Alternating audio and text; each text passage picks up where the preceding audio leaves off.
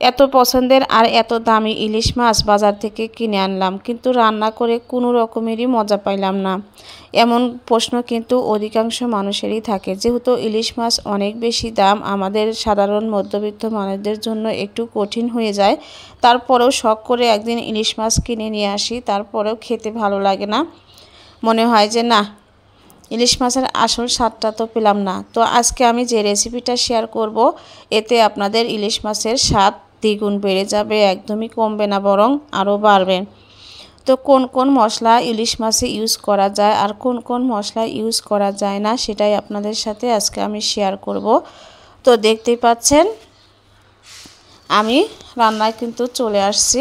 তো ইলিশ মাছ আমি আগে থেকে কেটে কুটে ধুয়ে রেখে দিয়েছিলাম, সেটা শেয়ার করলাম না।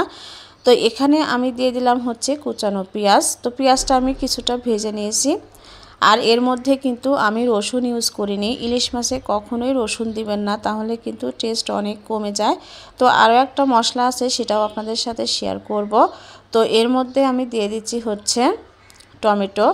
তো টমেটো দিলে ইলিশ মাছের স্বাদটা অনেকটুকুই বেড়ে যায়। তো এখানে আমি দিয়ে দিয়েছি হচ্ছে কাঁচামরিচ, ধনিয়া গুঁড়ো, তারপরে হচ্ছে শুকনো মরিচের গুঁড়ো আর হলুদের গুঁড়ো দিয়ে আমি মশলাটা টমেটোর সাথে ভালো করে কষিয়ে নিব।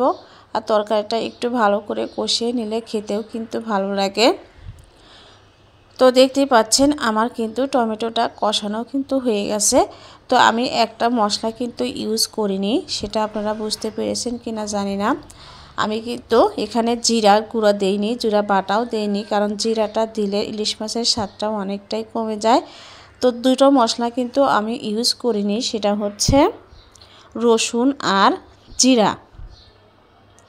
ইলিশ মাছ এই দুটো মশলা ছাড়া রান্না করবেন, দেখবেন খেতে বেশি ভালো লাগে। তো দেখতেই পাচ্ছেন আমি ইলিশ মাছগুলো কিন্তু উল্টে পাল্টে একটু মশলার সাথে লাগিয়ে দিচ্ছি। তো এভাবে আমি একটুখানি কষিয়ে নিচ্ছি। তো কষিয়ে নিয়ে তারপরে আমি এর মধ্যে ঝোলটা দিয়ে দিব। তো খুব বেশি আমি ঝোল দেইনি,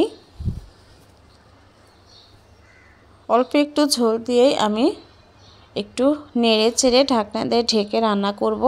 আর একটা কথা হচ্ছে, ইলিশ মাছ কিন্তু রান্না করতে খুব বেশি সময় লাগে না। যদিও ফ্রিজে থাকলে ইলিশ মাছটা একদম নরমাল যখন হয়ে আসবে তখন রান্না করবেন, না হলে কিন্তু ইলিশ মাছের ভিতরে একটু শক্ত শক্ত থাকে, মশলা কিন্তু ঢুকতে চায় না।